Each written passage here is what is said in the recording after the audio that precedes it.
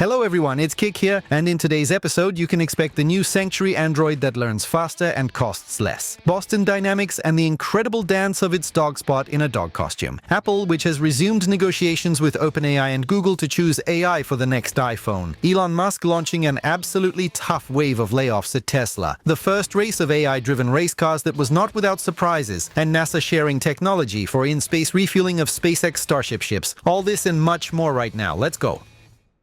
We want to start today's episode with a Canadian company called Sanctuary AI, which often remains in the shadow of such renowned humanoid robot manufacturers as Boston Dynamics, Agility, Figure, and 1X. We think this is unfair as they have been working in robotics for a long time. The company shared a video showing the 7th generation of their Phoenix line. Although the previous version of the Phoenix robot had legs, Sanctuary AI is most interested in the upper body. This is eloquently indicated by the fact that the new videos focus specifically on the torso. The Canadian firm emphasizes the humanoid movements of the robot in sorting products, as well as its ability to quickly learn such tasks. The 7th generation robot, introduced 12 months after its predecessor, brings various improvements to the line, including increased uptime, an improved range of motion, less weight, and lower material costs. Until now, more attention has been paid to the mechatronics of humanoids, i.e., how these robots move. However, in the end, artificial intelligence will be just as, if not more, important for their development. Many roboticists agree that it will be 5 to 10 years before robots capable of learning new tasks as their human colleagues appear. However, this does not mean that modern systems cannot quickly learn to perform tasks. For example, Sanctuary claims that their improved Phoenix robot can automate new tasks in less than 24 hours. We don't quite believe it yet, but maybe they will get there soon. By the way, write in the comments which robotics company you think will be able to take the lead. We will be interested to read.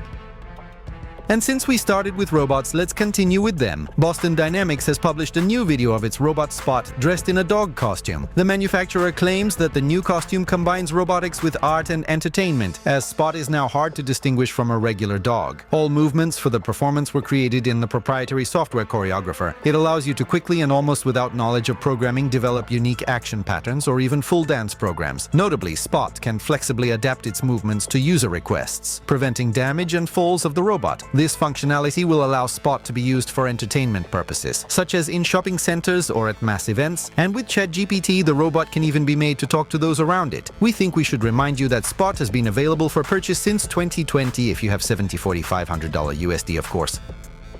Apple has resumed negotiations with OpenAI and Google to determine which artificial intelligence would be best suited for integration into the next version of the iPhone. The new iPhone 16 is expected to hit the market this fall. Tim Cook, Apple's CEO, recently stated that the company will place significant emphasis on artificial intelligence this year. In particular, Apple plans to implement features based on its own large language model, but also expects to collaborate with well-known AI developers to include an advanced chatbot similar to GPT from OpenAI. Apple does not rule out the possibility of collaborating with other companies, such as startup Anthropic, and continues to look for the most suitable partner to implement its AI integration plans. Tim Cook also emphasized that Apple intends to continue investing in artificial intelligence and other technologies that will define the company's future. He noted that the coming months will be an important time for Apple, during which the company plans to announce new developments in AI at the WWDC conference and introduce a new line of Macs with M4 processors geared towards artificial intelligence. What do you think? Who will Apple choose? Write your answer in the comments. And let's move on. At the ongoing Beijing Auto Show, Chinese company KRTL announced the world's first lithium iron phosphate battery, Shengxing Plus. It is designed for use in electric cars and can provide a range of up to 1,000 kilometers. In addition to increased energy density, it also supports fast charging. The KRTL Shengxing Plus batteries use three-dimensional cellular materials that serve to increase the energy density of the negative electrode and control the expansion of volume during charging and discharging. Moreover, this is the first battery with an integrated body design, which allows for more efficient use of space. KRTL states that the new battery can restore energy for 1 kilometer of travel in 1 second, and in 10 minutes you can charge an electric car for a trip of up to 600 kilometers. For comparison, the company's previous Shengxing battery could replenish 400 kilometers in 10 minutes. The manufacturer has not yet announced when such batteries will be available in electric cars. And now the Japanese automaker has introduced a new electric vehicle, Mazda EZ6, which has become the successor to the Mazda 6 model. The novelty, a joint development of Mazda and Chang'an, is notable for its good range and powerful Sony acoustics. Mazda was responsible for the design, development, and chassis configuration, while Chang'an took care of everything else. The body of the electric vehicle has a streamlined shape with a massive front bumper and elongated headlights. An interesting feature of the model is the handles, recessed into the door. The Mazda EZ6 is only available with rear-wheel drive. The power of the power unit has not yet been announced, but the range on a single charge is known, up to 600 kilometers. According to Autohome journalists, the new model is a clone of the Chang'an Deepal SL Aero 3 with 215 HP in the base version and 255 HP in the top version. The electric car's salon features a 14.6-inch screen, and the onboard system is powered by a Snapdragon 8155 processor. Sony acoustics, ambient lighting, a panoramic roof, and automatic sunshades are also mentioned. The car will go on sale in the second half of the year, and the retail price will be announced then. Elon Musk has launched an absolutely tough wave of layoffs at Tesla. They are laying off hundreds of employees, including senior managers and most of the team responsible for the supercharger charging stations. Elon stated that there will be no compromises regarding further layoffs. Tesla continues to massively reduce its staff despite having laid off at least 14,000 employees just 2 weeks ago. According to an internal email, the company lost its senior director of the electric vehicle charging division, Rebecca Tanucci, and most of her team of 500 employees. The head of the new car development program, Daniel Ho, was also laid off along with his team. In a letter to managers sent the night before, Elon Musk stated that Tesla must be absolutely tough in terms of cuts. According to him, those employees who work under managers who clearly do not pass the test of excellence, necessity, and reliability will also be fired. While the exact scale of the new layoffs is not known, it has been reported that Tesla's overall staff reduction, which began this month, could eventually reach 20% of the staff, i.e., more than 20,000 people. This year may be one of the most difficult in Tesla's history. Let's see how Elon handles this situation.